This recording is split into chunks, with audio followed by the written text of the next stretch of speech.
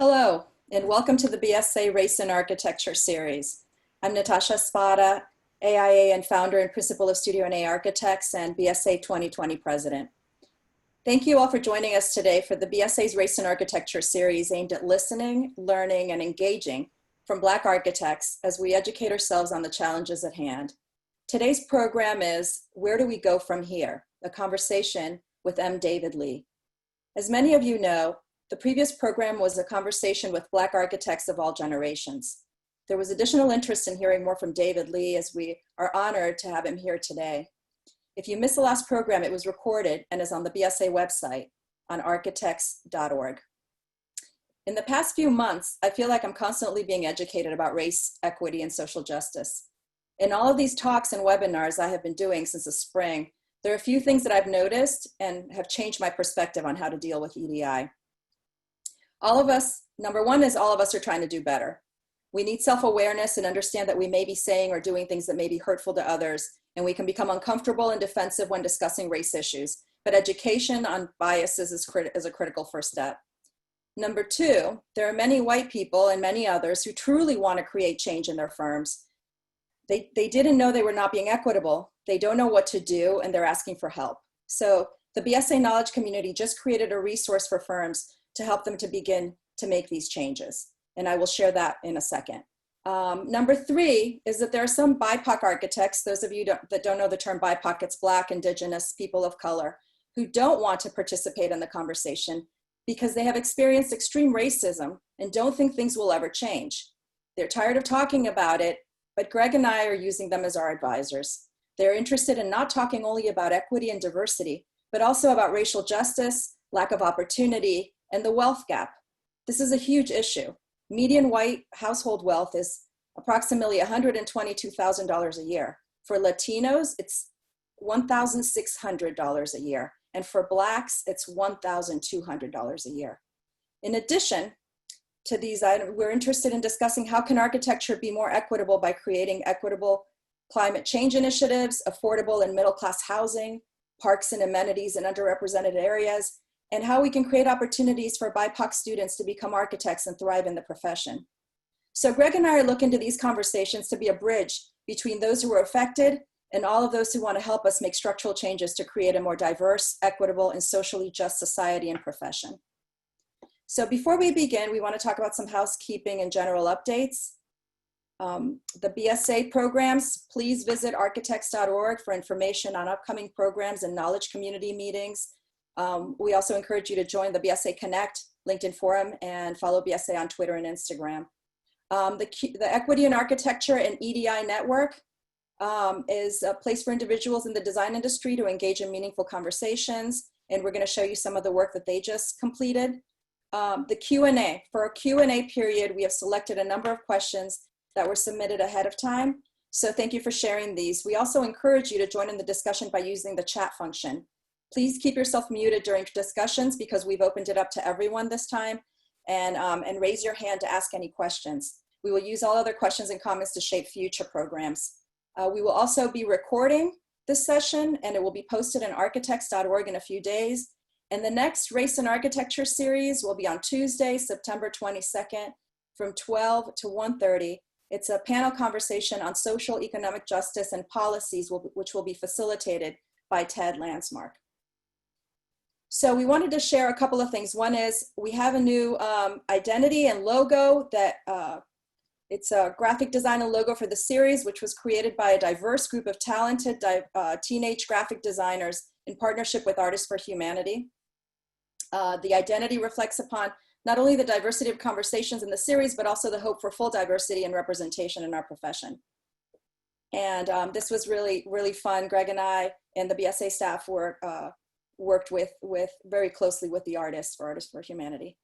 And then we also, Equity in Practice Overview,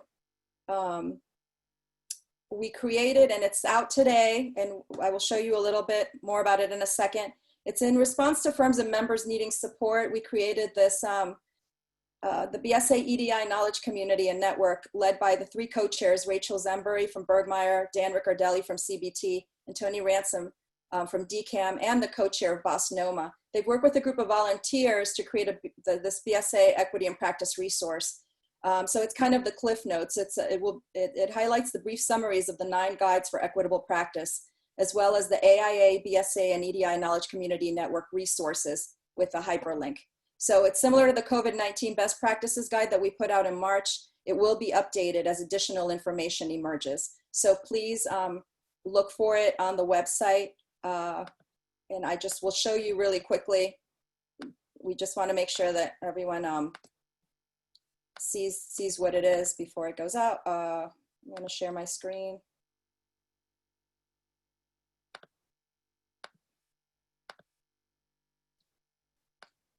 So basically, we had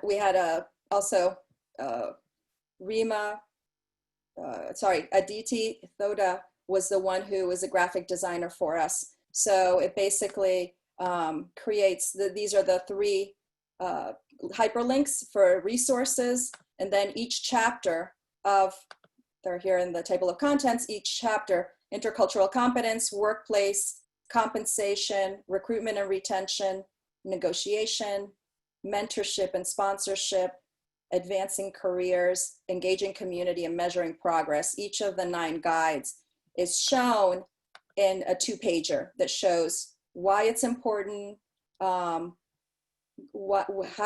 when and how do you make sure you comply, and how can you act for individuals, managers, firms, and profession. And basically every single one of these chapters are covered.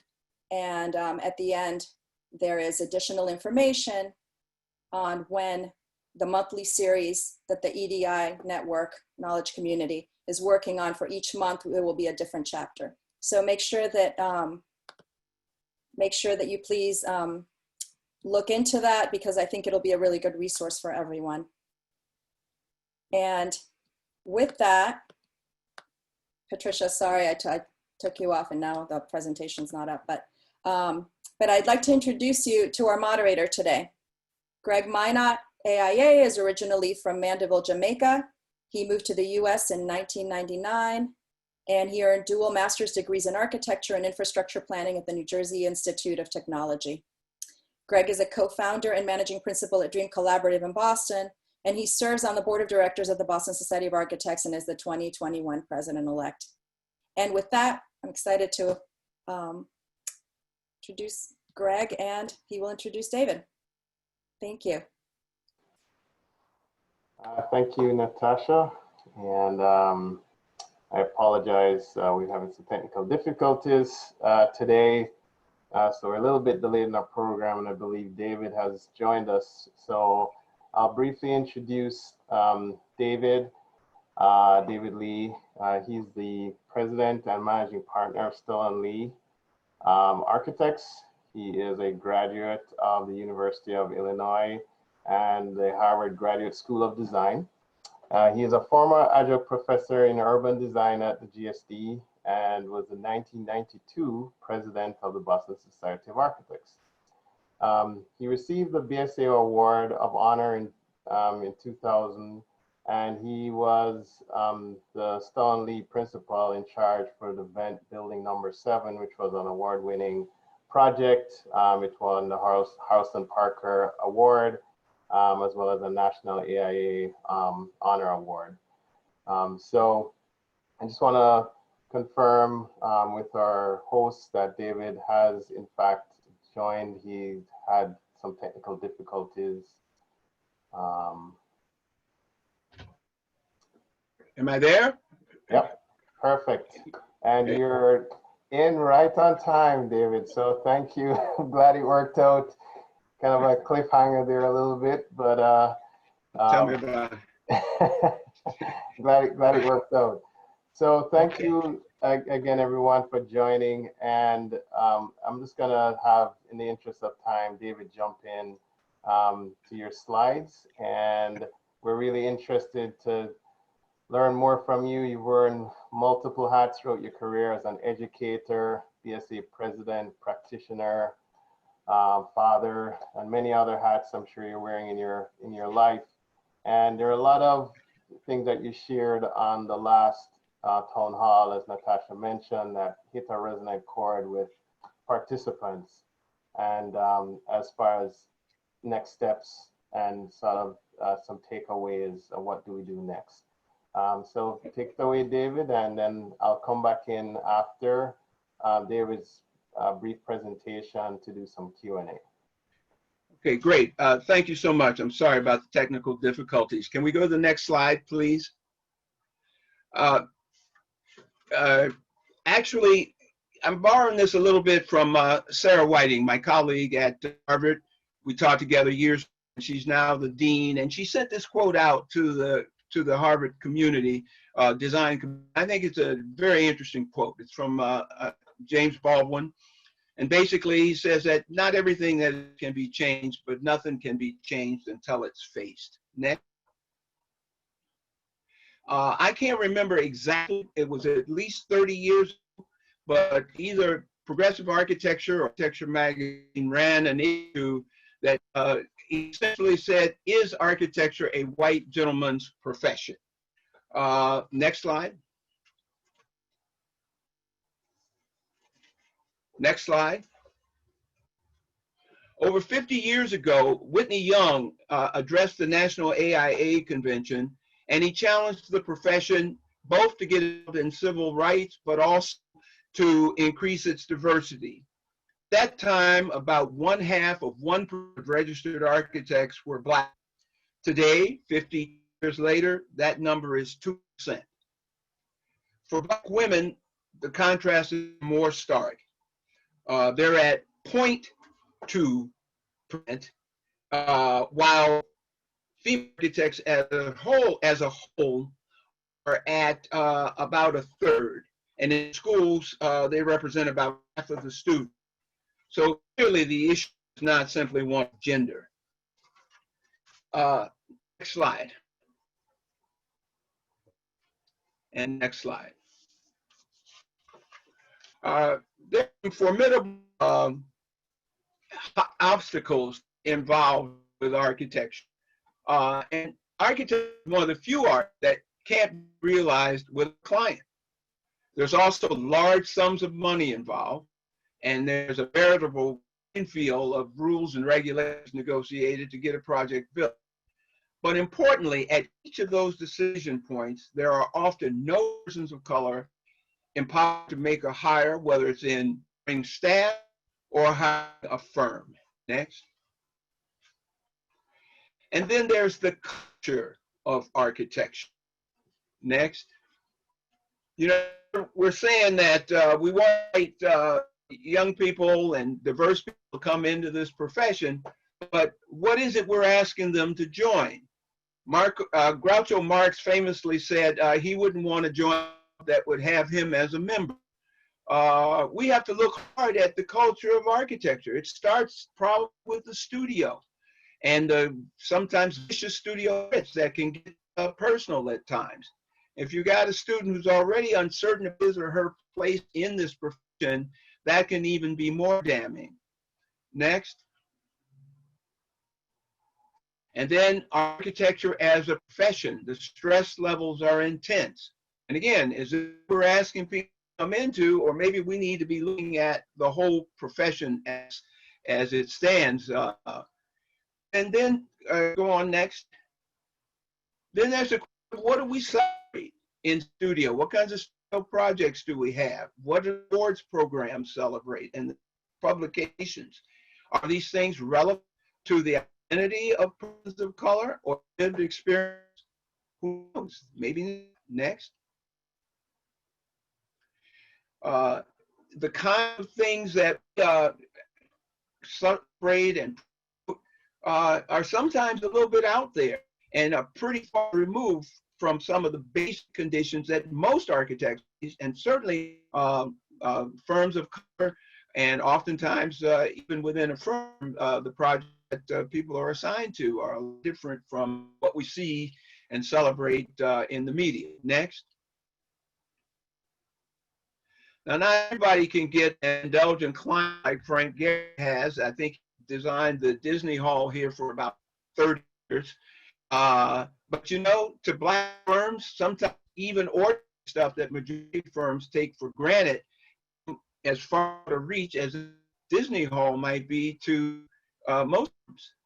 We're just talking about the regular architectural projects. Sometimes we aren't even invited to compete for those projects, regardless of our experience. Next.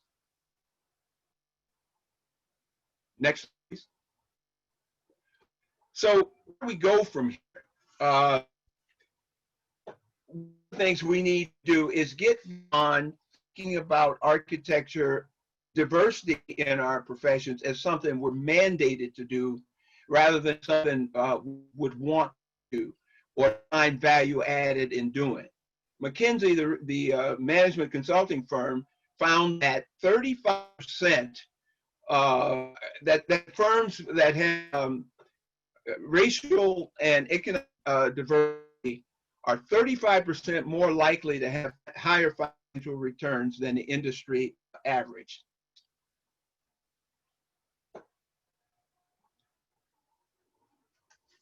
Next, please. So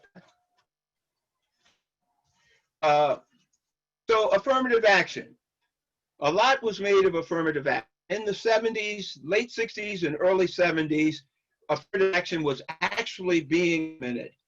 And as a result, American firms got a chance to compete for work. And it caused a number of African-American professionals their own firms. There were a group of really courageous guys that got out there to try to do stuff. But when you look a little deeper, affirmative action was primarily in the public sector. Generally, the figure was somewhere around 10% of projects. But when you look at it, 90% of the work that's done is in the private sector. So that means you only got 1%. That's my sound is sounding straight. You guys okay? I hope so. At any rate, so it means that 1% of all the work was going toward African-American firms or firms of color. That, frankly, a number of people fought that. So you're really talking about real tough road to hoe in terms of getting access to all clients. Interesting thing about that was when we did registration exams, we had to answer all of the questions. It was the same exam everyone else took, but somehow when it came to architectural firms, particularly by firms competing everywhere, yeah, we were being you left did? off. Did you like it? Oh, that's so yummy. We need everyone. I have like a rotation of things that I get We there. need everyone to please Well, either- mute your. somebody needs to mute. Yeah, we need everyone to mute their microphones. Thank you. Okay, so we're back. So as I was saying, we really ended up a very small pool that was devoted to affirmative action. It turned out to be more of a moment, a movement, but yet it's still important. And to borrow a phrase, Black firms matter. So some thoughts going forward. Next. Remember, diversity is being invited to the party, but it doesn't end. I can't tell how many times we've been invited to compete for work, but somehow just didn't make it right down to the end and ended up picking so-and-so, right? Well, okay. But you know, inclusion is really being asked to. And oftentimes we have found, and some difficulties with this, that you team up with someone, with a firm to maybe win a project, and then you end up having to struggle to get meaningful roles within the project. And that can be very frustrating and is a cause of some tension. One of the things that's really important, I mentioned earlier, was you need people who are empowered to make decisions. Not just sitting at the table receiving information, but actually actively participating in the generation of the work. Next. Next. So I'm talking about actually being some of the people who are generating work, design work, programming, everything else that's involved, but actively being a participant in the work and not simply a receptor of information generated by someone else. Next. The other thing we need to do is be willing to think outside of the box. There's a young woman named Imani Day who wrote this as part of an op-ed that she did, saying that, you know, we're supposed to be thinking outside of the box and not just aimlessly checking one. Next. So don't assume that you know what people are interested in or what their experiences are. They may, because they're of color, not mean that they are limited to only one set of prescribed interests. Next. People of color are doing a lot of things. You know, in the final analysis, one of these guys is driving this airplane. Next. And then there comes the issue of role models. You know, when you see a movie or in most of the magazines, you look at the firms, you rarely find a person of color. Now find a few more women situations, but oftentimes and there's just a person of color to be found. And certainly you can't find a movie that shows a person of color as an architect. So here's the thing. If you're on this call, I believe it's because you care about this issue. You care about where our country is headed, and you care about how our profession is being a part of the solution and how we as a profession are to become more relevant. I have just ideas I'll put on the table and then open this thing up. So what's some ways forward? So starting at the principals level, reach out to the person of color in your firm. Have a candid conversation with them about the work environment. Talk to them about a path to the top, including access to all of the clients and all of the project types. Ask them if it's an office they would recommend to other architects of color. Examine your hiring practices. Where are you looking? And also, where are you looking beyond experience? You looking potential, but not just simply what a person's experience is. Next, are the voices of the people of color in your firm being taken seriously? Every person of color on this call, and probably most of the women on this call, can recall a time when they're in a meeting or a design review or something, made a comment or a suggestion that went nowhere until it went halfway around the table, and the white guy generally said about the same thing, and it suddenly was manna from heaven. Who does the firm collaborate with? Do you only reach out to minority firms if it is a mandated requirement? And then you exceed the minimum requirements based on scope and responsibilities, not what the mandate was.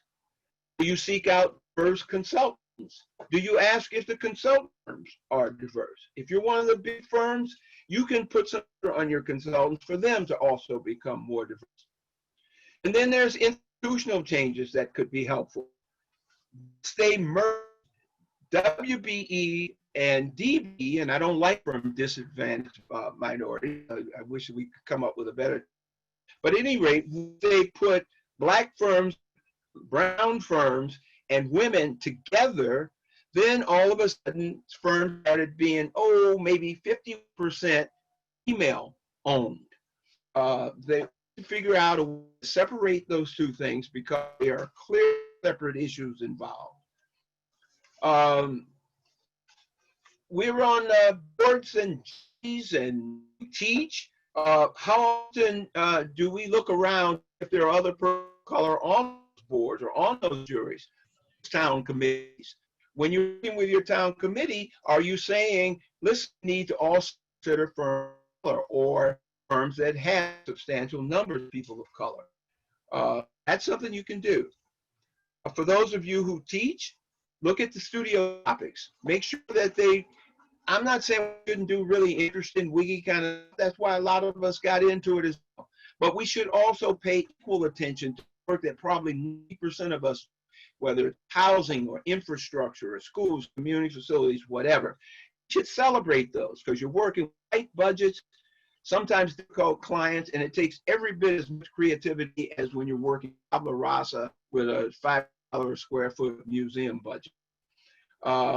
With juries, do you invite design jurors of color? Again, people who are designers, not simply people who made clients. And then there's the issue of the architect as a client. Most people know you don't have good projects without good clients. And so there are roles for trained and skillful designers in the public sector on the client side as well. And we should be also training students not just to be the architect, actually to be informed. And then finally, I'll leave this with, well, one other thing in the student stuff too. Make sure your design influences that you teach and you refer to expand beyond centric models. And then again, finally, I want to say that you've got to begin diversity. It's something you must do, but something that might be good to do. And again, for the principals here, be willing to listen and when necessary to get out of the way as your younger staff and your more diverse staff bring things to the table. And finally, for you students of color who may be on this or in some of the firms, get beyond the microaggressions. They are there, real, and they are a pain in the ass. However, you have things to do. And you can fight those kind of slights and microaggressions by the same token. You can progress in your field and become successful. That's it for me, and I'm open to questions or the Q&A session. And again, sorry for the delay. Well, thank you, David. That was awesome. And I think as I'm thinking through and reflecting on your comments, I think it just reminds us that this is it's a complex and a multi-layered issue. And, you know, we have a long way to go. We're not gonna make this change overnight, but I think what, and I'm glad that you sort of left off with, you know, practical steps that we can take next, because what we really want people to leave this conversation with is feeling better equipped to make some immediate next steps, take some immediate next steps. But we also have to acknowledge that the issue is complex and it will take a long time to turn the tide on this. And I feel like this conversation is a bridge, and it's a bridge between those two camps that Natasha mentioned at the beginning of the program, where there's one camp that either it may seem obvious to most folks that people of color continue to be oppressed in different ways. Many that aren't Black have showed up to the table and said that they want to help to come up with solutions, but they don't know exactly where to start addressing the problem. So they're wading in more slowly into this conversation. So that's one camp. Yeah, and what they're looking for is resources to drive awareness, firm-wide resources to get educated, how to have these conversations with those young staff members, etc. On the other hand, we have another camp that, and mostly people of color, that are interested in seeing more urgent and more bold action. It's a 400-year history in this country, and the effects are still being felt in communities of color, and particularly in Boston. So, you know, throughout this process, we're learning ourselves how to have this conversation between these two groups, and to find out how do we connect these groups, how do we harness the passion on the fire that has been lit now in this current environment that we're living in, macro societal climate as well as locally here in Boston, and figure out a long-term plan that will really help to change and make impact for future generations. So if you were addressing those two camps, David, what would you say to those two different camps to help to bridge that divide? Okay. Well, I once had in a late philosophy paper that I wrote on the, I had it as professor, that Plato to begin was more than half the whole. Said to me, then you started earlier. So that's where we are. Listen, I don't think we're going to get it all right in one group. John Wood, who was the famous coach of UCLA, one of the great college basketball teams of all times, pointed out times when his players would get behind, you get behind your way, you're not going to necessarily get back in it right away. So take time. He said, hurry, but don't rush. Or maybe it was rush, but don't hurry. At any rate, his point was to be prescriptive in terms of how to move forward. We're going to throw a lot of things at this. Some work and some won't. I think the first thing we can do is, like I said before, just sort of examine the culture within your own firms. And are you listening to people who are there, particularly people of color? Are engaging them at every level? Are you're not stereotype or pigeonhole what people are doing? Just a complete review where you are. What kinds of project assignments are you putting there? And again, the notion of, think about what people potential, not necessarily that they've done many things. So often the profession is happy to say they gave such a young firm first opportunity to do this, that, or the other. Well, when it comes to a minority firm, oftentimes you have to have done 5 of them before you might get a chance to do another one. When you sit on the boards and you sit on the review commissions and stuff like that, make sure you're looking hard at what the capabilities are. I always say, if you invite me to the dance, get a date. The key is to get invited to the dance, and then sometimes we'll call up, we'll team up. You reach out to us. We have a way of reaching out to people who have more experience in a particular area and working together. So we need to be more fluid and more flexible of that kind of thing. So I mean, that's one thing you can do in the office itself, and it's a first move.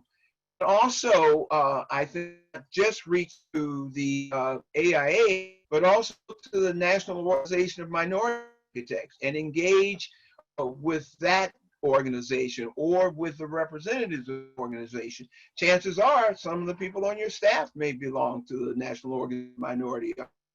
So that's a useful kind of connection to make. But the main thing to do, I think, is just get out of your comfort zone. And an earlier talk once, I showed an image of Davis, and someone once asked why he didn't play the familiar that everybody knew. And he said he didn't play those because he loved them too much. His whole goal was to reach outside of familiar and explore the new. And that's what architecture has to be. I couldn't agree with you more there. And the thing is with the conversations, getting out of that comfort zone. Those conversations can be difficult, and I know that we've heard from a lot of Black architects that feel unfair, in some cases, pressure to shoulder the burden of when those conversations happen, to figure out how to solve the problems. And I guess what would you say to encourage that young person that wants to have that conversation, but it's a kind of a double-edged sword, right? At the same time, you see how it could benefit the firm. You see the need for change, but at the same time, you're an architect. You want to learn design. You want to grow in your career, but you don't want to be the de facto diversity officer. Yeah, absolutely. No, that's a good point. But here I would say you can do more than one thing. And so the fact that you are concerned about and want to address issues of diversity in the firm doesn't mean that you're not also interested in being the best architect and land architect, the best designer that you can be. Persons of color are generally used operating in tones in which they operate when they're speaking with their grandmother is a whole lot different from the way they operate when they're engaged in a graduate school class. I used to play basketball back in the day, and we had guys over at various schools at home that used to play every Saturday afternoon at a place called Carey Cage near the stadium. And guys would come there, you know, to just off steam after a whole week of and going to class. I guarantee you that the guy showed up and played on that basketball court, talking and in a way completely different from how that person might operate in a classroom. But you could still be relevant in terms of your community and the communities that are interested in, while at the same time dealing with the question of diversity. Also, again, we shouldn't necessarily disconnect the two things. No reason to assume that because you're looking for a diverse office doesn't mean you're not still looking for the highest quality possible. And as that McKinsey study points out, when you have more women's voice, you have more people of color involved, chances are you're doing better on the financial bottom line.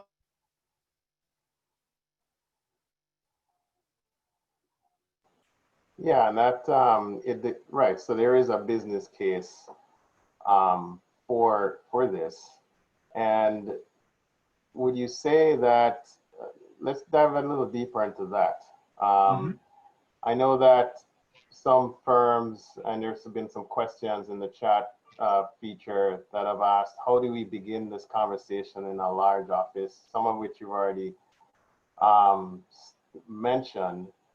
And you know, my answer to that is that it really, leadership sets the temperature for what the firm does, and so it really has to start really at the principles. You mentioned that, but who else needs to be involved in this conversation at a leadership level? Is it only the principals? Is it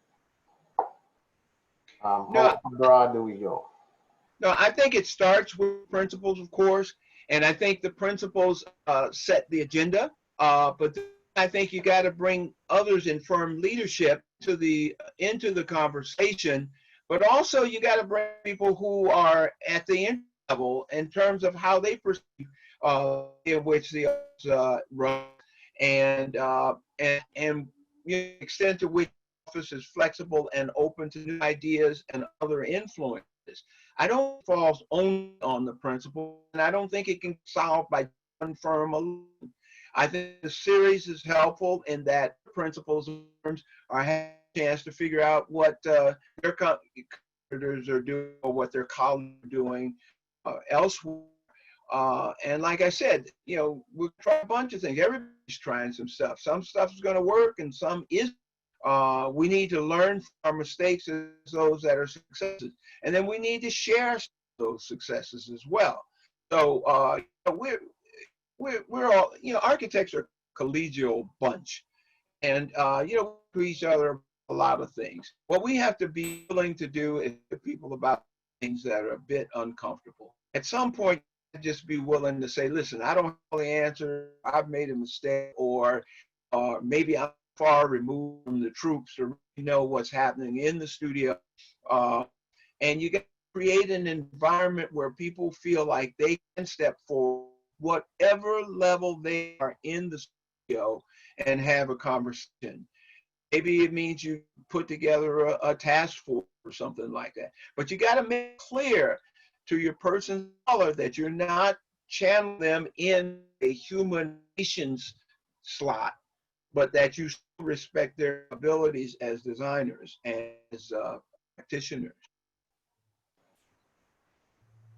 And so when we're thinking about just along the line of just improved business performance and looking at it from you mentioned teaming and those teams and how they go together.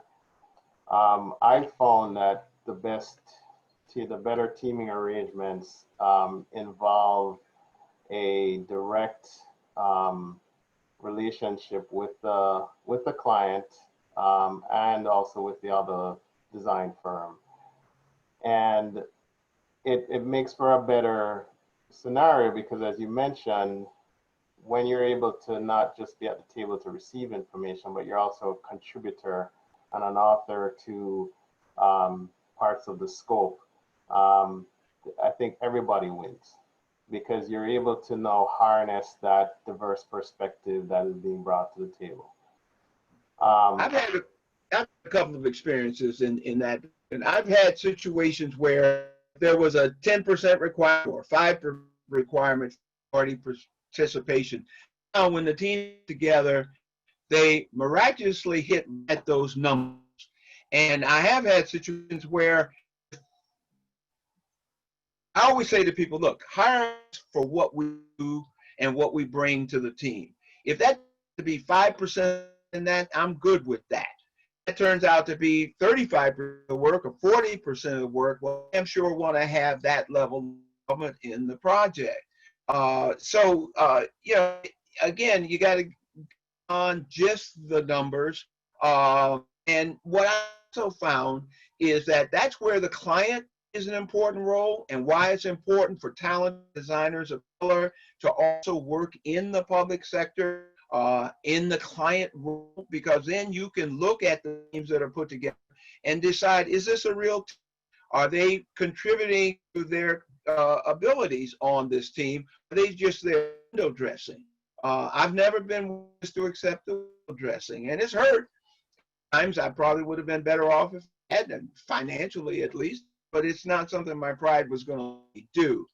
The other thing I've found over the years, the best firms that I've worked with, the ones open to collaboration.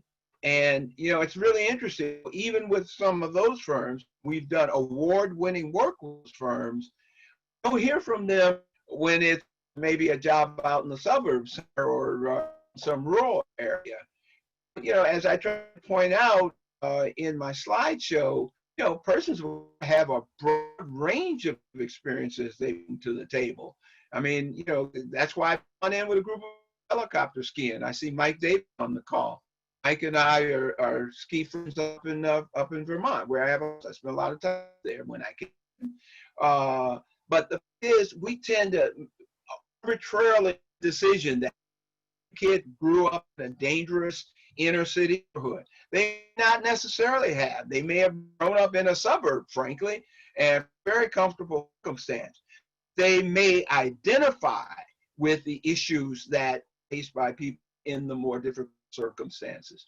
But the thing is, when you have a team, let's talk about it as architecture. Let's talk about going after this stuff together.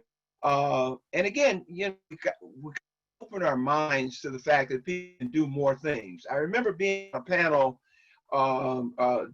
at Tulane, and we were working on issues, and there were a group of people brought in from a lot of different places. And when I was introduced, it was pointed out that at the time I was on the faculty. There was one person there who, in writing or doing something, said that I was on the faculty at Harvard. They put their mind around that I might actually be a professor at Harvard rather than Howard. Not to say that I wouldn't have been proud professor at Howard too, but the fact is that kind of stereotyping that simply we see too much of. Thanks, David. And no, that's terrific. And I think I also want to just remind the audience or just actually give an invitation. Some have already posed some questions in the chat function or raised their hand. So I want to take a few from the audience. So we have a question. There's how to increase diversity and inclusion within the profession, but also how to increase the voice and decision-making power of Black and Brown community members in the design process. Well, one thing, I think what we have to do is be better about having community understand what architecture is, what design is, what planning is, the fact that things don't just happen by accident, that in fact a lot of what they are experiencing in their environment is something that was consciously designed. You know, unfortunately, because wild disparities in homeownership among people of color and the majority community, not very many Black people actually own their own homes. So you don't see an architect come in and do an expansion project or rent a house or something like that. That's just not part of lived experience. On the other hand, a lot of folks got their starts because they were able to build a house in the country for their parents or to design a house for their parents. Stuff. They got started by doing projects for family or friends. That's not a resource that's widely available to persons. So that's one thing. The other thing is, again, I think we have to have role models. We have to be able to promote the profession and the people who are doing things the profession. You know, take advantage of opportunities to be interviewed if you can, and things like that, and out and talk to kids in the schools and get them involved. I used to do that a lot back in the day, and go out and show them the work we did and so forth. What we need to do is just get, you know, reach. I was on a jury once at Yale, and at some point in the project, he said, you know, architects, you never see things socially. You're only focused on the design end of things and their social consequences. Well, a few weeks later, I was asked to keynote an address for an organization of social scientists. Social scientists providers. And so I turned the tables on them. I said, you know, guys don't know how to look at physically. So at some point, people need to understand that their social economic status is also a function of the planning and design of neighborhoods, and that they have a role and they have a voice, and that one of the things that we can do, again, as designers, but also as citizens, advise some of those groups. It's your church, your neighborhood organization, or whatever, to also understand and play a meaningful role in decision making that affects their community from a design perspective. I couldn't agree with you more, and I think that even amplifies the role of the BSA Foundation as a vehicle for helping with that education in the community. I also see that there are some hands being raised, so just to remind everyone, there is a function in the chat where you can raise your hand if you have a question. And there is one from Chiming. If you want to take yourself off mute, you can ask the question directly. Chai? Oh, okay. Well, maybe we'll come back to Chai when he. Well, say hi to Chai. We've worked together in the past. I have great respect for him. Sounds good. All right, so there is another question in the chat. Have you seen examples of what do you think of the prospect firms and designers regularly sharing financial resources and staff, especially Black-owned firms and smaller firms, in addition to project-specific teaming? That's a tricky proposition, because everybody's be clear about where the financial issues are. I think again, there ought to be ways to do that, and perhaps one of the tasks people can take on figuring out to allow for to have more of that kind of decision. I don't know what the tools are. Maybe your CFO at the same time with the project principals, and you figure out ways on both sides. Maybe you create a middle volume of that everybody puts stuff into, but there's some ways to venture. We used to use that term a little more. And maybe you set up a project office, a project specific office with resources, and everybody puts resources into that vehicle, so that it goes beyond simply working together as two separate entities, but both entities working for a third created entity that put together just for that project. And that happens in some really large projects.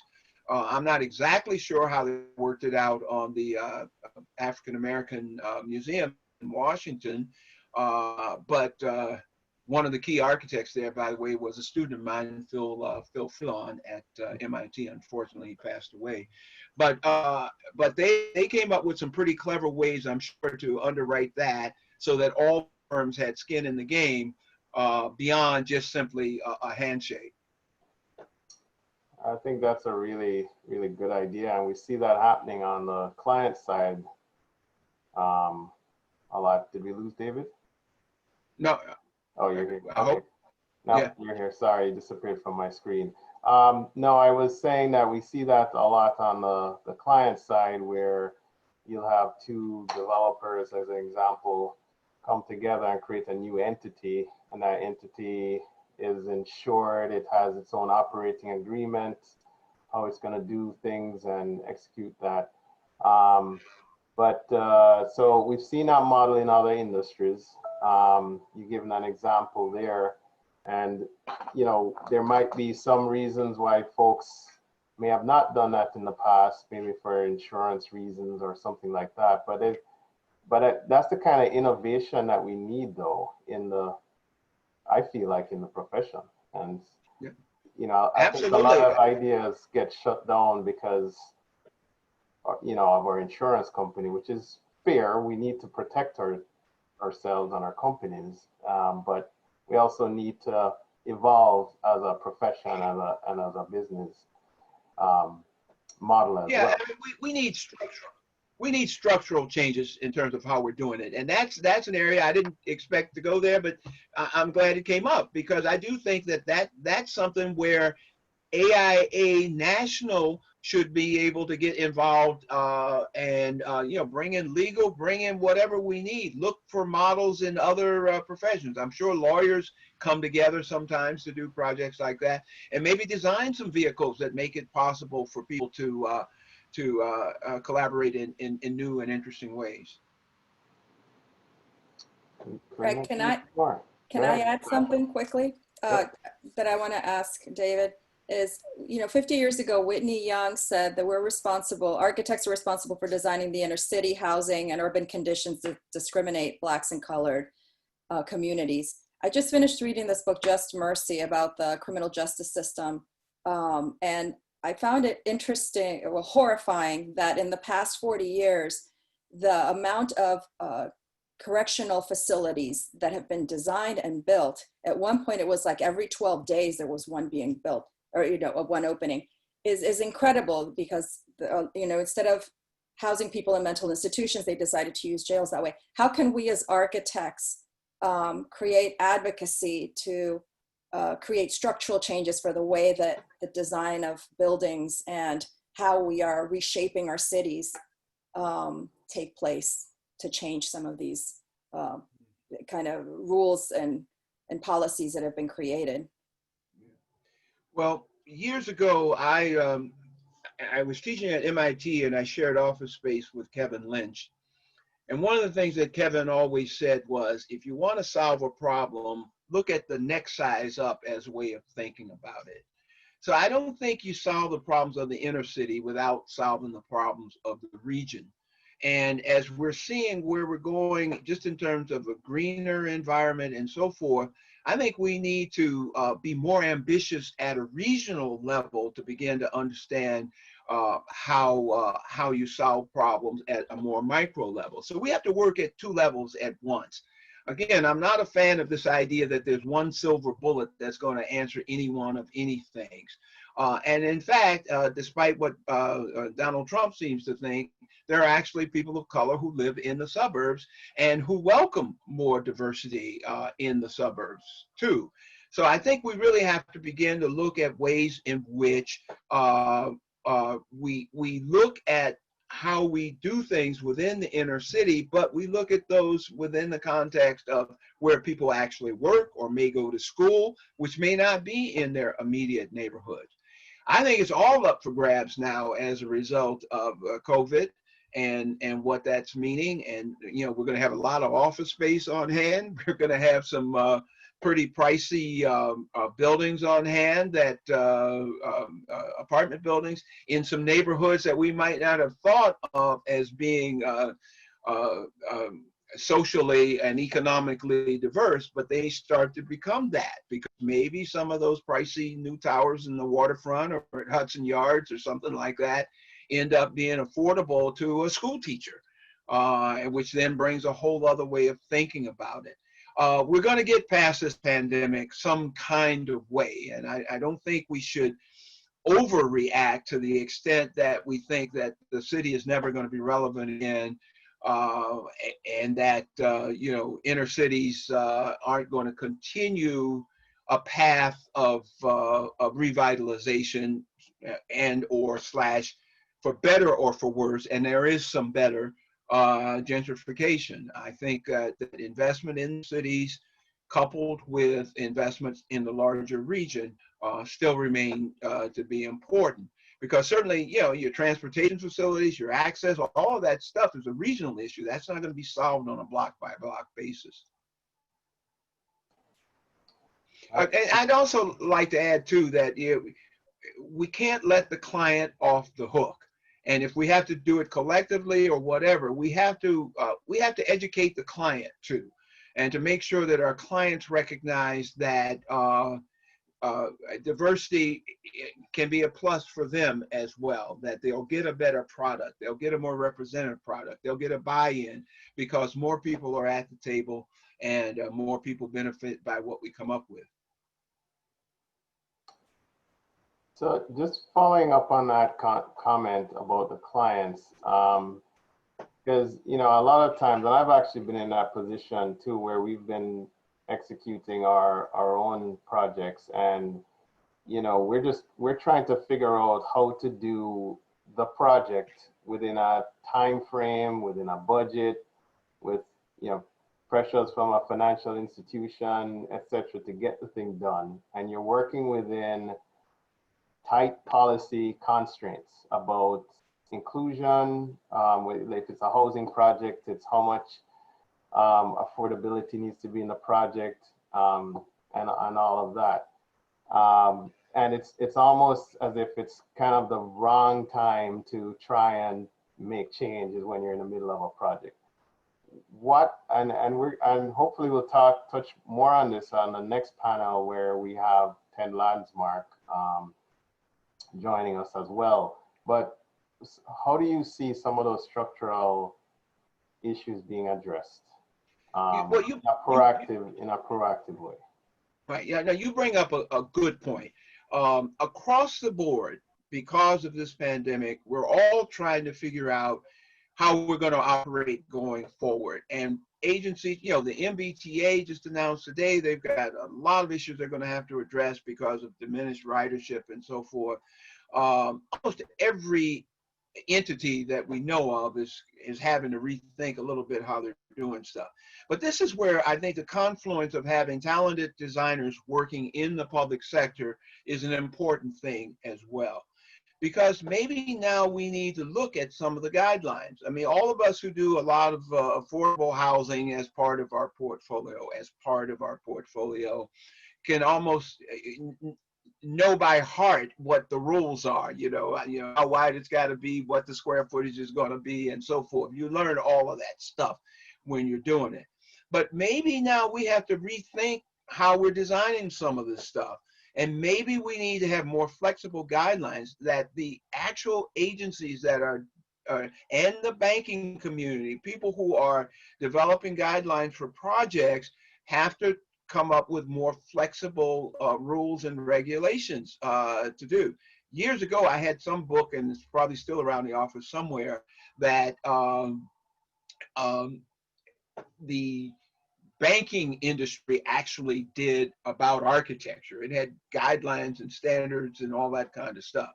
The Federal Housing Administration used to have a series of guidelines and so forth. Maybe we got to kind of go back to the tabula rasa a little bit and be more flexible in terms of how we meet the standard. There's an old expression that Asian expression that I'm fond of. It says, and ladies, apologize for the gender specific reference, but in essence it said, seek not to follow in the footsteps of the men of old, seek instead what they sought. So maybe we need to get back to what it is we're trying to accomplish and not be quite so prescriptive about how one gets there, and consider a variety of points of view in terms of how we address problems. And that on the client side, that they're also looking at whether or not some of the rules are onerous, restrictive, or simply not relevant anymore. For example, New York Times ran a piece a few weeks ago thinking about what's going to happen to some of the buildings down in that area when people are no longer having to be tethered quite so closely to an office in Manhattan someplace. And what about some of these buildings that are wide open plans? Maybe now it's time to come back with a vestibule or something when you come into your apartment, where you get rid of your clothes and you have hand sanitizers or whatever. I mean, I don't know what the answer is there, but if you had a micro unit, but it was okay because you also had a big gathering space or workspace downstairs, how do we rethink some of those spaces and make them possible? But I think it's a time to turn everything upside down. And that design starts with the program. It starts with the guidelines, and that we need to have a dialogue between those guidelines and the built result. Couldn't agree with you more there. And there's a question that's coming in asking if there are any international firms or models where for these kind of new rules, are we starting from scratch? Is there anything we can emulate for diversity and inclusion? Or even, as you mentioned several times, the public sector plays a critical role in this. Are there any models that we can look to start to turn the tides on this? I'm not aware of any myself, but I mean, I think it's a fruitful area for research that, again, maybe subcommittees within the firm need to be established to kind of just figure out where some of that might be going in terms of, other models from other countries and how they work. It was an interesting thing. Ted Landsmark, who you mentioned, is going to come on one of these panels. I was reading something that Ted had written a while back, and he apparently was on a jury with somebody, I don't know if it was in England or maybe in Canada, wherever it was, but one of the designers, who happened to be a woman, was using as a guideline for her work how a pregnant woman would be able to negotiate the space. And her rationale was, if the space was designed so it would work for a pregnant woman, then it would probably work for all the rest of us. Now, you saw me sitting outside that helicopter. I will tell you that over the years of skiing and other sports, I've managed to strain, break, or pull a lot of muscles. And any one of us at any given time may need to be on crutches or in a wheelchair. So universal design is truly universal, and at some point everybody can benefit from those things. Yeah, and I think one of the reasons why we framed the conversation last time in terms of having folks in different stages of their career was to bring more awareness to what is it like to be a Black architect. And if we can certainly sort of reshape our profession to be more accommodating and inclusive, I think it's gonna be better for everyone.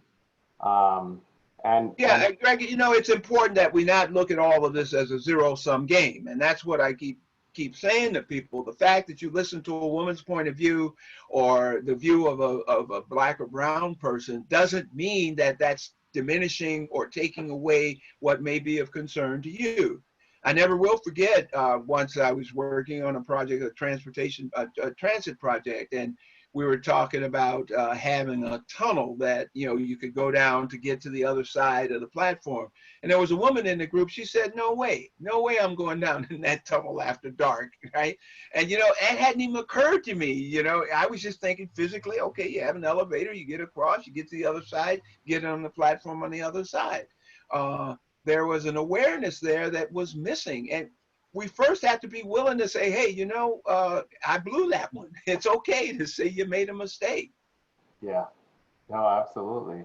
And I think it becomes even more relevant now where we see that, like, the NOMA president, for example, has put out a challenge to the entire profession to double the amount of Black architects from 2% to 4% in 10 years. And I did a quick back of the napkin analysis over the weekend that based on the numbers that we see in Boston, we're at a 0.4% representation.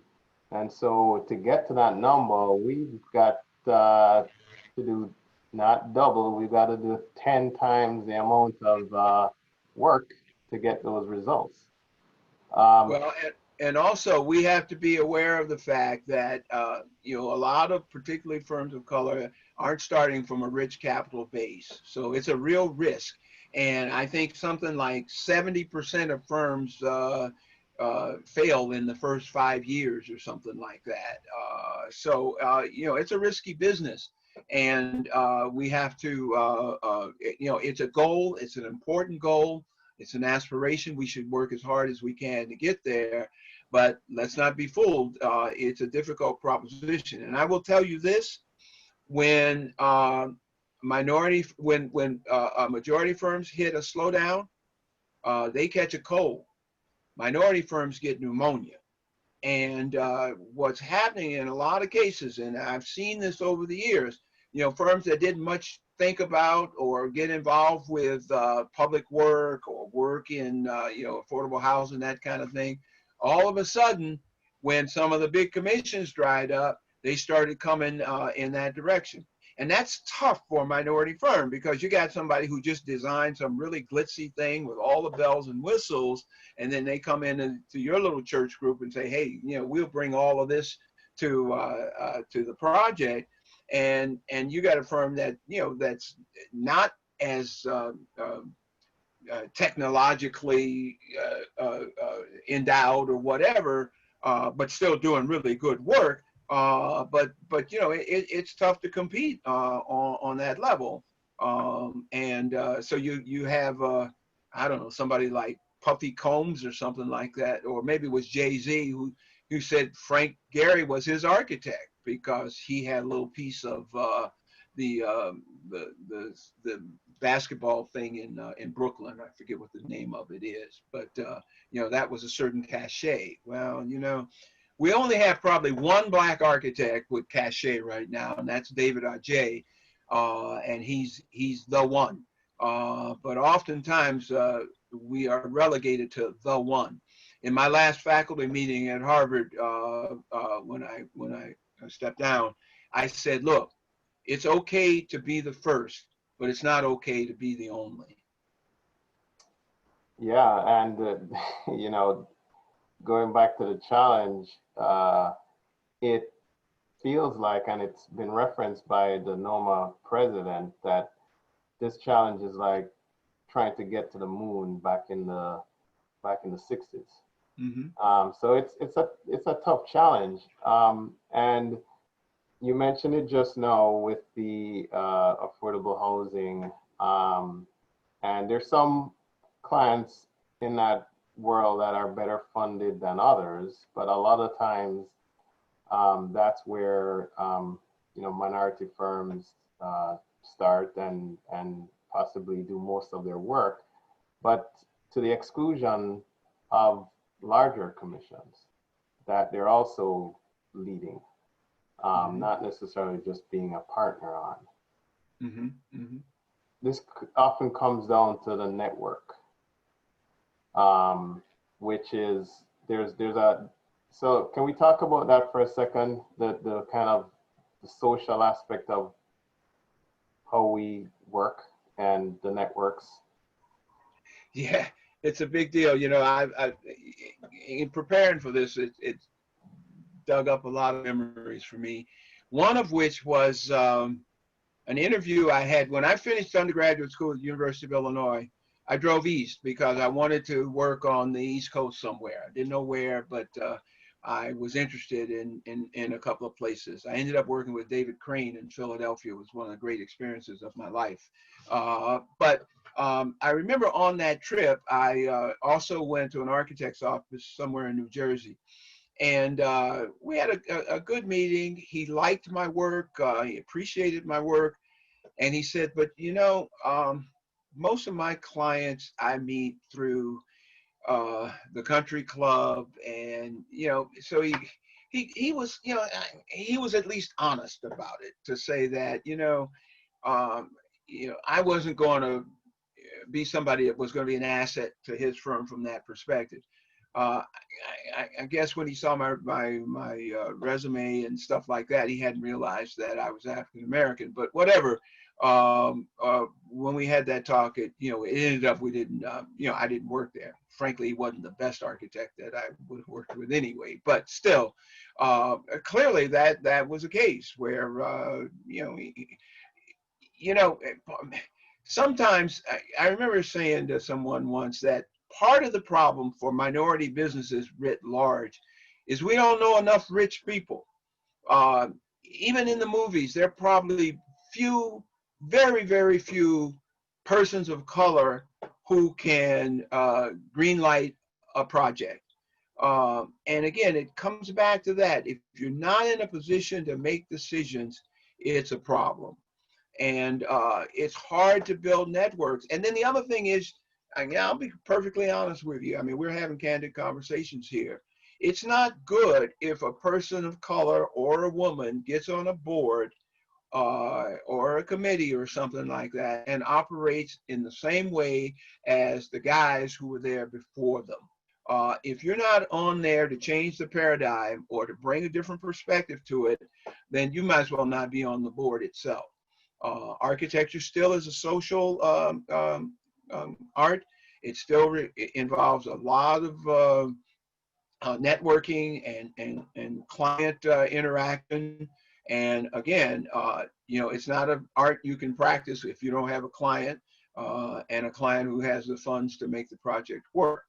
So that's going to be one of the real challenges in increasing the number of firms that we have practicing. Yeah, and along those lines, there's a question from the chat about how to bring client groups in, or for the BSA to put together some kind of a guide for non-diverse client groups to help with what we're talking about here, to increase the participation on their teams, whether it be a teaming arrangement or if they're just sole sourcing to minority firms, whatever the case may be. But what are some practical things that the BSA could be doing? Well, or sole sourcing to the same firms all the time, to just go back to the same firms for everything. For a variety of reasons, I've had to do a little bit of driving around in the immediate region, and I am seeing just loads of projects out there that I never knew a thing about. I mean, just lots and lots of units built out by Alewife, built out in Watertown. I mean, everywhere. There's hundreds of units. I don't know who the agency is, who the client is. I don't know. All I know is I never got a call that might not be interested in working on some of those projects. But I think you touch on another important thing. We do need to bring all of the people that are involved. One of the things that BSA has done in the past is made sure that you had a lawyer or a banker or someone outside of our immediate discipline as part of the board. I do think that one of the things we can do as the BSA is bring more of the clients into, well, I wish we could bring them into the offices to do it, but to have a sit-down conversation with the clients to talk about ways in which they can help and we can help to have a more representative client entity and fairer opportunities for everyone to compete for the project. I mean, I'm not asking for a handout. I'm just asking for an opportunity to compete. Absolutely, and there's a lot of barriers to entry, for sure. And I'm getting the signal that it's time to wrap up. And well, I hope I haven't rambled on too much. No, but as you can expect, I'm a little passionate about it. This has been terrific, and you've been spectacular, David. And the questions that have been coming in from the attendees have been thought-provoking and awesome. And my takeaway to this is that there's layers to this issue. There's societal and economic policies that we need to address. There's pipeline and education barriers. There's barriers to entry. There's cost. What is the return on investment for that that investment in education? And that we didn't get to touch much on that, but in the coming conversations we will go deeper. There's things that we need to address on the firm level. The BSA and the AIA have some structural changes to make, and then there's the clients and the public sector at large. So this feels to me like 30-year goals. We're not going to solve this in one conversation, but what I think we did today, we covered a lot of ground. And I thank you, David, for sharing your experiences very candidly. And I know I learned a lot more from this, and I'm sure a lot of the attendees did. So without further ado, I'm going to turn it back over to Natasha for her to close us out and cue up the next conversation. Thanks for the invitation, guys. Thank you. Thank you both. So in general, we're going to continue this series. Programs will take place on the fourth Tuesday of every month. And the next one, as we mentioned before, is on September 22nd from 12 to 1:30, a panel conversation on social economic justice and policies.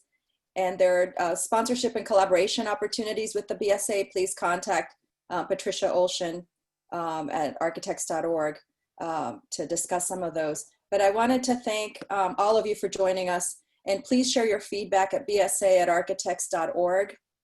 Please join me in thanking Greg and especially David Lee, because it's a very difficult conversation. There are a lot of questions, and you're a wealth of information for us, and helping us to really kind of formulate and think about how we can start changing the profession and the structural changes to our society. So we hope you can join us again on Tuesday, September 22nd, and you can stay up to date on our latest news at architects.org.